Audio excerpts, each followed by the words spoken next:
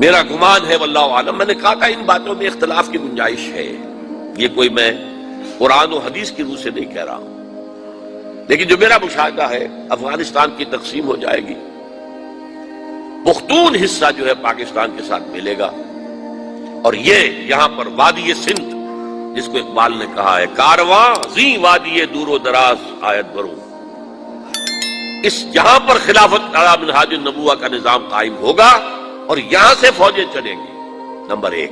Number دو، عرب کے ریگزار میں 15ویں صدی کے مجدد کا ظہور ہو جائے گا۔ مہدی کو ہم مانتے ہیں مجدد، شیعہ مانتے ہیں 12ویں امام جو چھپے ہوئے، ان کے امام معصوم جو ہے 12، ان میں سے آخری جو ہے وہ چھپے ہوئے ہیں غار میں 1200 برس سے، اور وہ ظاہر ہوں گے، یہ ان کا عقیدہ ہے، ہمارا نہیں ہے۔ ہم سمجھتے ہیں جیسے ہر صدی میں اللہ مجدد بھیجتا رہا، اسی طریقے سے میرے گمان میں 15ویں صدی کے مجدد جو ہے وہ حضرت مہدی ہوں، ان کی حکومت جا کر یہ فوج قائم کرے گی، عربوں میں دم نہیں ہوگا، وہ اپنی عیاشیوں کی وجہ سے بالکل کھوکھلے ہو چکے، دولت کی فراوانی اور عیاشی۔ یہ بھی سننے میں آتا ہے دروغ برگردن راوی کہ اگر کوئی فوجی قافلہ ان کا چل رہا ہوتا ہے تو وہ بجائے ٹرکوں میں بیٹھنے کے وہ اپنی کاروں میں بیٹھ کے ساتھ ساتھ چلتے ہیں، وہ ٹرک خالی چل رہے ہوتے ہیں، ٹرک کی سختی جو ہے، سخت سیٹ جو ہے برداشت کرنا ان کے بس کا روگ نہیں ہے۔ یعطون للمہدی، یعنی سلطان ہو، اس کی حکومت کو مستحکم کریں گے۔ پھر حضرت مہدی کی طرف سے شروع ہوگا معاملہ جہاد، اور یہ سارا جو ملک چھوٹ ہم مسلمانوں کے ہاتھ سے نکل گئے تھے یہ واپس لے گیا۔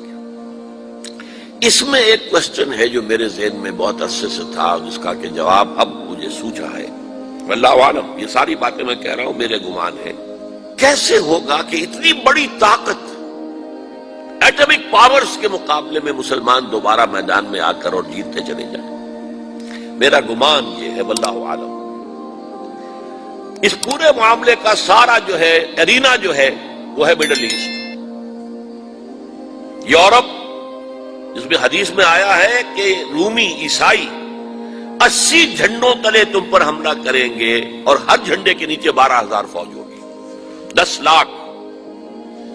اور مجھے حال ہی میں معلوم ہوا ہے کہ آج کل جو ایک ڈویژن ہوتا ہے وہ 12,000 کا ہوتا ہے، تو 80 ڈویژنز آرمی آئے گی۔ لیکن معلوم ایسا ہوتا ہے کہ روس، چائنا، جاپان اور میرے خیال میں انڈیا بھی یہ نیوٹرل رہیں گے، نمٹ لو آپس میں۔ تم ابراہیمی قوموں کا جھگڑا ہے نا کہ فلسطین کس کا ہے، مسلمان کہتے ہیں ہمارا ہے، یہودی کہتے ہیں ہمارا، عیسائی کہتے ہیں ہمارا، تو نمٹ لو، سیٹل یور سکورز۔ لیکن کوئی ویپنز آف ماس ڈسٹرکشن استعمال نہ ہو، اگر وہ ہوئے تو پھر ہم میدان میں آ جائیں گے۔ میرا گمان یہ ہے کہ ویپنز آف ماس ڈسٹرکشن استعمال نہیں کر سکیں گی مغربی طاقت، اور پھر جنگ کے اندر مسلمانوں کے ساتھ جیتنا ان کے لیے ممکن نہیں ہے۔ جن کو موت عزیز ہے، منحصر مرنے پہ ہو جس کی امید نا امیدی اس کی دیکھا چاہیے، اور وہ مرنے کو تیار نہیں ہے۔ وہ تو 40,000 فٹ کی بلندی سے نیزی کٹر پھینک سکتے ہیں، نیچے نہیں آئیں گے۔ اور جب نیچے کچھ اتنے تھے تو جو حشر کیا تھا، تو جو بات کہی تھی رمزفیلڈ نے، ویری ٹینیشیس فائٹرز، یہ افغان والے جو ہیں یہ تو چمٹ جانے والے ہیں، یہ ایسے جنگجو ہیں، ان سے جان چھڑانی مشکل ہے، جن کے لیے موت سب سے بڑی کامیابی ہے۔ شہادت مطلوب و مقصود مومن نہ مال غنیمت میں کشور کشائی، مسلمانوں کا مقابلہ کر سکیں، یہ ہے میرا گمان، واللہ اعلم۔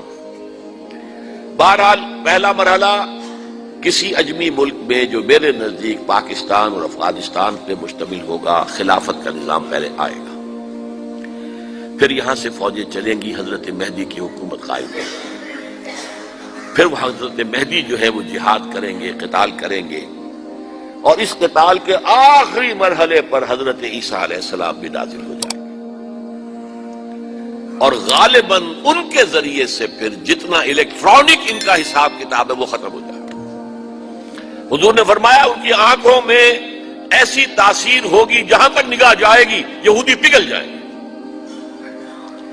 کوئی بہت بڑا لیزر ہوگا، اور ظاہر بات ہے کہ ان کے یہ ہتھیار جو ہیں ان کا مقابلہ تو مسلمان نہیں کر سکتے، اور نہ ابھی آپ کو 100 برس بھی یہ سوچ سکتے ہیں کہ کوئی مسلمان ملک اتنی ترقی کر سکتا ہے کہ ان کے مقابلے میں پہنچ جائے ان ہتھیاروں کے معاملے میں۔ تو یہ اصل میں جو شخص سراپا معجزہ تھا، حضرت عیسیٰ جو ہیں سراپا معجزہ، پیدائش معجزہ، آسمان پر اٹھایا جانا معجزہ، خلق حیات، بنایا مٹی کا پرندہ، پھونک ماری اڑنے لگا، احیاء موتا، مردہ کو کہا اٹھو قم باذن اللہ، اٹھ گیا چلنے لگا، مادرزاد اندھے کے آنکھ پر ہاتھ پھیری اور اس کو آنکھیں اللہ نے دے دی، کوڑی کے جسم پر ہاتھ پھیرا اور کوڑ صاف۔ اس سے بڑے معجزے تو کسی کو دیے ہی نہیں گئے، سراپا معجزہ۔ وہی آ کر آخری جو بھی ہوگا معاملہ، اس کے اندر حضرت عیسیٰ کی معجزاتی شخصیت جو ہے در حقیقت وہ فیصلہ کن ہوگی۔ میرے نزدیک یہ ہیں وہ چیزیں جس کی بنا پر میں سمجھتا ہوں کہ حالات جو ہیں جدھر جا رہے ہیں، حضرت عیسیٰ کے آنے کے بعد 2 نتیجے نکلیں گے۔ عیسائیوں کا مذہب ختم ہو جائے گا۔ حدیث میں آیا ہے کہ عیسیٰ آئیں گے، یکسر الصلیب و یقتل الخنزیر، صلیب کو توڑ دیں گے۔ کیا مطلب؟ کہاں تم صلیب اٹھائے پھر رہے ہو؟ میں صلیب لیا ہی نہیں گیا، یہ سب تمہارا ایک من گھڑت قصہ ہے، مجھے تو اللہ نے پہلے اٹھا لیا تھا۔ وما قتلوہ وما صلبوہ، صلیب ہی پر کھڑی ہوئی ہے عیسائیت ساری کی ساری، اور خنزیر کو قتل کر دی۔ خنزیر تم نے کیسے حلال کر لیا اپنے لیے؟ کبھی اسلامی شریعت کے اندر موسیٰ کی شریعت میں حرام تھا، وہی موسیٰ کی شریعت میں تمہیں دے کر گیا تھا۔ Don't think I have come to destroy law, یہ لا تم پر نافذ رہے گا۔ گویا کہ عیسائی مذہب ختم ہو کر اسلام میں منتخب ہو جائے گا، یہودی ایک ایک ختم کر دیا جائے گا۔ یہودی کیوں اس انجام کے مستحق ہیں؟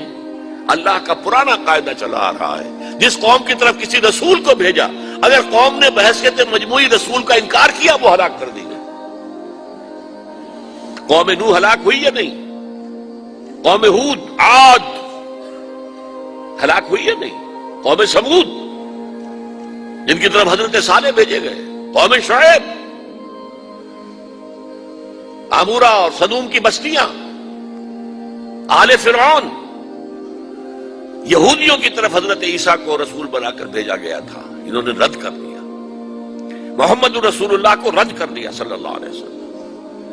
یہ اس سزا کے مستحق ہو چکے ہیں، لیکن وہ سزا ان کا رسول ہی ان کو آ کر دے گا، اسی لیے انہیں اٹھا لیا گیا۔ ایک پوز آ گیا ہے، مستحق تو ہو گئے تھے اسی وقت حضرت عیسیٰ کے زمانے میں کہ ہلاک کر دیے جائیں، لیکن حضرت عیسیٰ کے زمانے میں حضرت عیسیٰ کو اٹھا لیا اور ان کا معاملہ جو ہے وہ ملتوی کر دیا۔